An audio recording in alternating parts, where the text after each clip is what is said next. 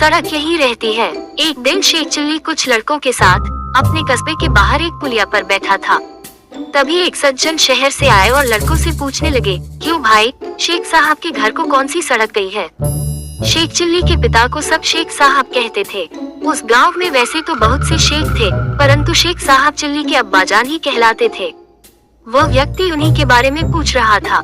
वह शेख साहब के घर जाना चाहता था, परंतु उसने पूछा था कि शेख साहब के घर कौन सा रास्ता जाता है। शेख चिल्ली को मजाक सूझा। उसने कहा, क्या आप ये पूछ रहे हैं कि शेख साहब के घर कौन सा रास्ता जाता है?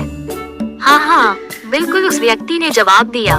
इससे पहले कि कोई लड़का बोले, शेख चिल्ली बोल पड़ा, इन तीनों में से कोई भी रास्ता नहीं जाता। तो कौन सा रास्ता जाता है? कोई नहीं। क्या कहते हो बेटे, शेख साहब का यही गांव है न? वह इसी गांव में रहते हैं न? हाँ, रहते तो इसी गांव में हैं। मैं यही तो पूछ रहा हूँ कि कौन सा रास्ता उनके घर तक जाएगा।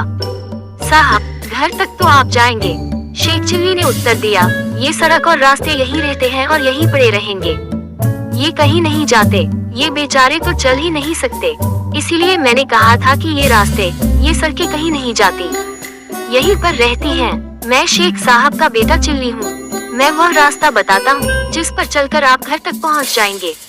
अरे बेटा चिल्ली, वह आदमी प्रसन्न होकर बोला, तू तो वाकई बड़ा समझदार और बुद्धिमान हो गया है। तू छोटा सा था जब मैं गांव आया था। मैंने गोद में खिलाया है तुझे।